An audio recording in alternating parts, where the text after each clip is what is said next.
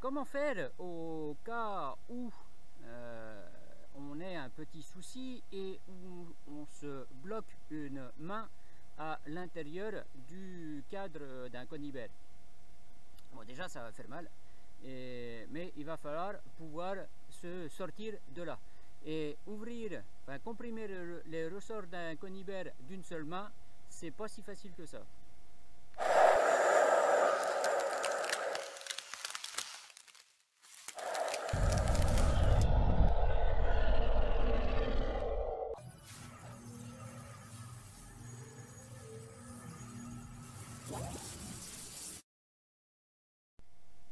Alors, qu'est-ce qu'il faut en fait? Il faut se faire une corde, hop, comme ça, de gros diamètre. Il faut que ce soit aisément en fait utilisable d'une seule main.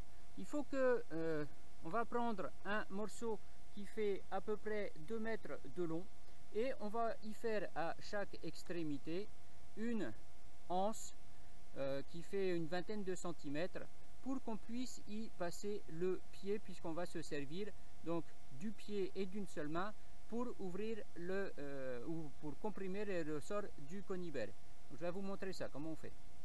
Allez, je vais vous montrer la manip donc, que je vais faire avec simplement ma main faible, donc ma main gauche, comme si j'avais pris ma main forte en fait à l'intérieur du cadre. Donc je ne vais pas lâcher le cadre avec ma main forte comme s'il était pris dedans. Je ne vais pas le mettre dedans, mais on va faire pareil. Donc première chose, donc on va comprimer les ressorts un par un. On vient poser son pied à l'intérieur du cadre. On vient passer la boucle autour du pied. L'autre boucle dans la partie basse du ressort. Partie haute du ressort, de nouveau partie basse du ressort et de nouveau partie haute du ressort. On va s'assurer que la sécurité est aisément accessible et on va venir tirer, voilà, hop. Comprimer donc notre ressort avec notre corde. On peut venir passer la sécurité, hop, voilà, et on relâche l'ensemble.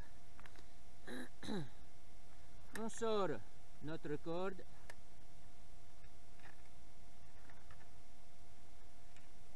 on sort la boucle du pied. Voilà, on change de pied, on repasse la boucle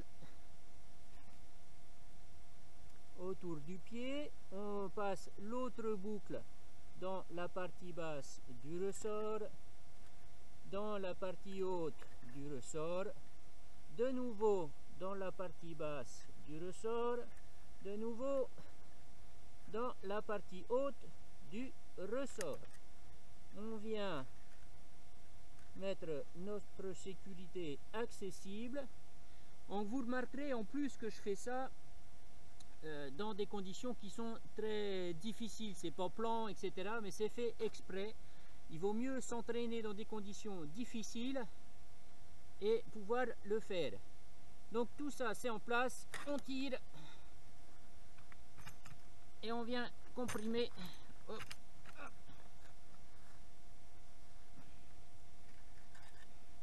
Donc on peut quand même, évidemment c'est pas super facile, j'ai pas dit que c'était simple. Allez, on comprime, voilà, et on vient positionner notre sécurité.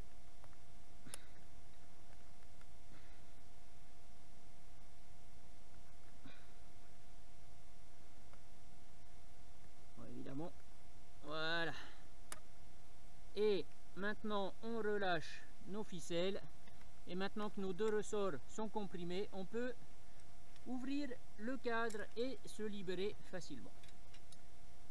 Bon, c'est une manipulation qu'on va faire aussi systématiquement pour libérer notre animal qui est pris à l'intérieur du piège, puisqu'avec la corde, c'est nettement plus facile que d'essayer de comprimer les ressorts à la main, et ça va quand même super bien.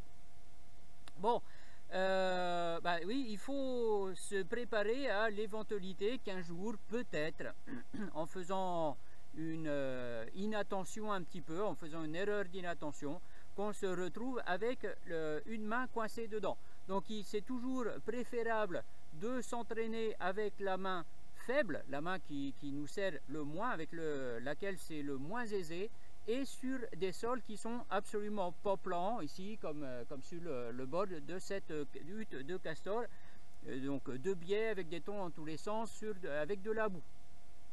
Voilà, donc notre petit système de cordes, eh ben, ça pèse absolument rien dans le sac comparé au poids d'un piège. On a quoi, une cinquantaine de grammes avec notre bout de corde, et c'est simple, ça il suffit de tout le temps partir avec. Bon, et ben en espérant que ça ne se passe jamais, mais il faut être préparé à toute éventualité. Allez, moi je vous dis à bientôt pour de nouvelles aventures. Ciao!